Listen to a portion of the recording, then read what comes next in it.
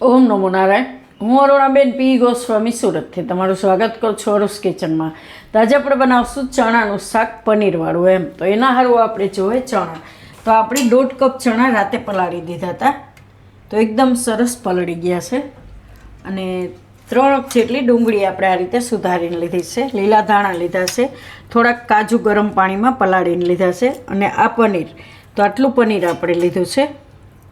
અને દહીં, તો થોડુંક દહીં આપણે 1/2 કપ જેટલું. અને આદુ મરચાં લસણ થોડોક આપણે કિચન કિંગ મસાલો અને નોર્મલ બેસિક મસાલા આપણે જોઈએ, રાઈ જીરું ને હિંગ ને એ બધું, ધાણા જીરું. લાલ મરચું આમાં આપણે નહીં વાપરીએ, ખાલી લીલા મરચાં આપણે થોડાક એટલે વધારે લીધા છે એમ. ને મીઠું જોઈએ સ્વાદ પ્રમાણે, તેલ અને પાણી, બસ એટલી વસ્તુ આપણે જરૂર પડશે. તો પેલા ચણા છે એને આપણે કુકરમાં લઈ લેવું. તો આ પાણી આપણે કાઢી નાખીશું. તો ચણા આપણે રાતે પલાળી દઈએ એટલે એકદમ સરસ આ રીતના પલળી જાય એમ.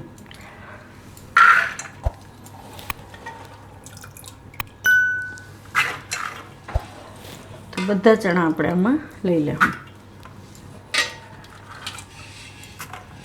બધાય ચણા આપણે કુકરમાં લઈ લીધા છે. હવે થોડુંક એમાં મીઠું નાખી દેવું, એટલે બાફવામાં મીઠું ચડી જાય એમાં. તો આ રીતે ખાલી બુડે એટલું પાણી નાખવાનું, કેમ કે પલળેલા છે એટલે વધારે પાણી જરૂર ન પડે. પાણી એને પી લીધું છે જેટલું ઓલું હતું એટલું એમ. તો હવે આપણે ગેસ ચાલુ કરી દઉં એ કુકરનું ઢાંકણું બંધ કરી દઉં અને આપણે બાફી લેવું. તો 3 વિસલ જેવું થાય ત્યાં સુધી એને રાખશું આપણે આમાં. તો આપણા ચણા બફાય ત્યાં સુધીમાં આપણે બીજી તૈયારી કરી લઈ. તો આ મિક્સર જાર લીધી છે, એમાં આપણે આ પલાળેલા કાજુ નાખી દઈશું અને આ પનીર.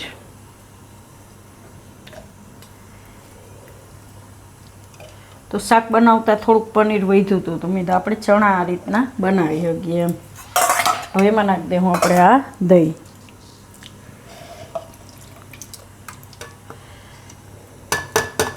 આને આપણે પીસી લેવું.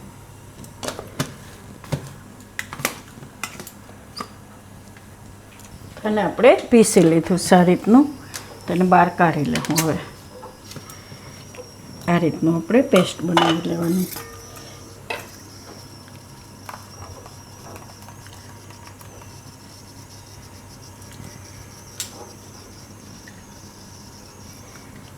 તો બધું આમાં કાઢી લેવું આપણે. હવે આ જ છે, આમાં જ આપણે પીસી લેવું ડુંગળી ને આદુ મરચાં અને લસણ બધું. આ બધી ડુંગળી એમાં નાખી દેવું.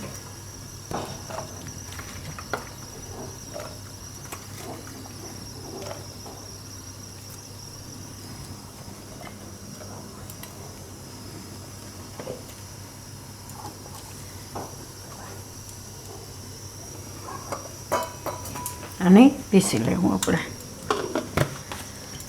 આ બધું આપણે પીસી લીધું સારી રીતનું. ડુંગળી લસણ આદુ મરચાં બધું આ રીતનું પેસ્ટ બનાવી લીધું. એને આપણે સાઈડમાં રહેવા દેવું. તો કુકર આપણે ઉતારી લીધું છે. હવે એ ઠંડુ થાય ત્યાં સુધીમાં આપણે વઘાર કરી લેવું. તો આ કઢાઈ લીધી છે, ગેસ ચાલુ કરશું. આમાં નાખશું આપણે તેલ.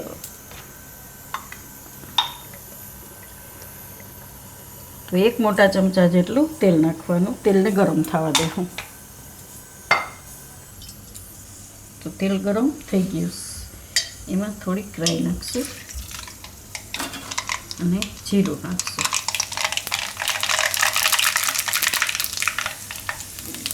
થોડીક હિંગ નાખશું અને થોડુંક એમાં ધાણા જીરું નાખશું.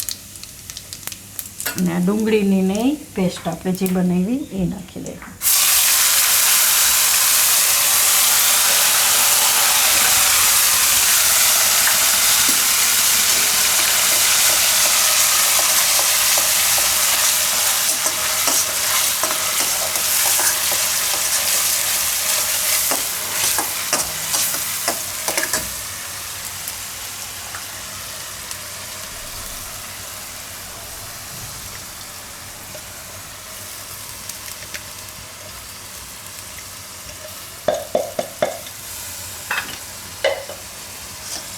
આને થોડીક વાર પકાવશું તેલમાં, એકાદી મિનિટ માટે.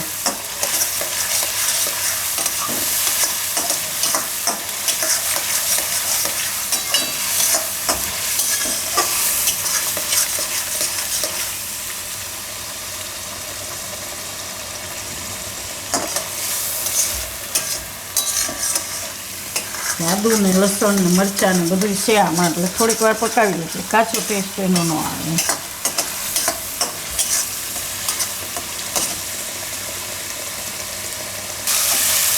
અને આપણે એકાદી મિનિટ પકાવી લીધું છે આ રીતે.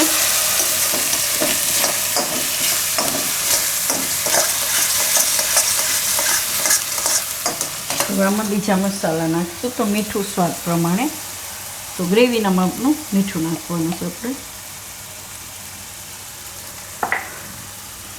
અને આખી ચમચી મસાલો, તમે કોઈ પણ મસાલો, ગરમ મસાલો નાખી શકો, છોલે મસાલો હોય તો એ નાખી શકો, કોઈ પણ મસાલો વાપરી શકો.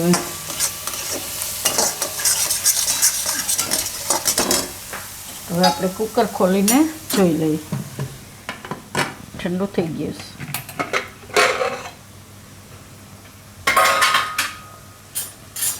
તો ચણા આપણા એકદમ સરસ થઈ ગયા છે, બફાઈ ગયા એકદમ. હવે આમાં ચણા આપણે નાખી દઈએ બરાબર. પાણી બધું કાઢીને ચણા આપણે આમાં મૂકી દેવું બધાય.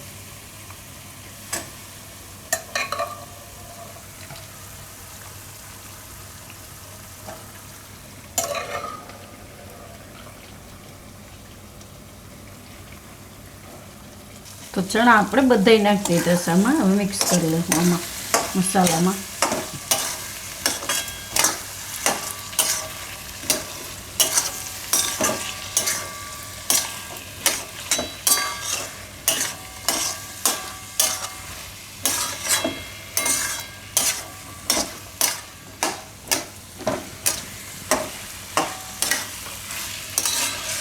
આમાં આપણે નાખી દઈશું આ પેસ્ટ જે બનાવી, પનીર, કાજુ અને દહીં, એ બધું જે આપણે પીસીને રાખ્યું હતું એ આમાં નાખી દઈશું.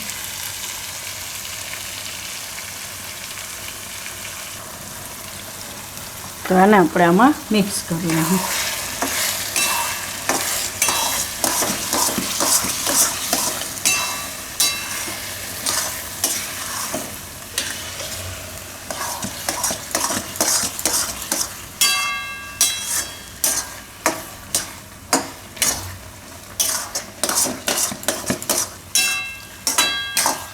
થોડાક લીલા ધાણા નાખી દઉં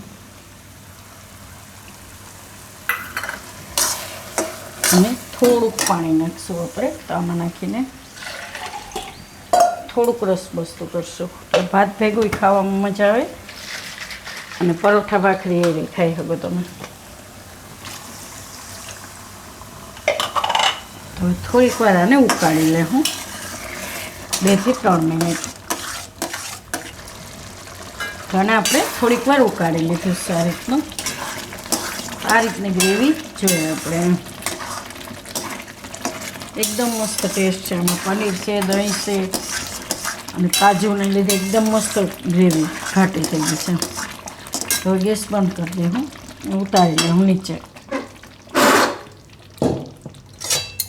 ચણા તો આપણે ઘરમાં બનતા જ હોય, પણ આ રીતે અલગ રીતે બનાવીએ તો મસ્ત લાગશે એમ. ને અત્યારે શું છે કે ચોમાસું છે તો લીલા શાકભાજી ઓછા મળતા હોય, ઓછા આવતા હોય એમ, કે ક્યારેક મળે ક્યારેક નહીં મળે, વધારે વરસાદ હોય તો આ રીતે તમે કઠોળ ઘરમાં પડ્યું હોય તો તમે બનાવી શકો એમ. તો આને સર્વ કરી લેવું આપણે.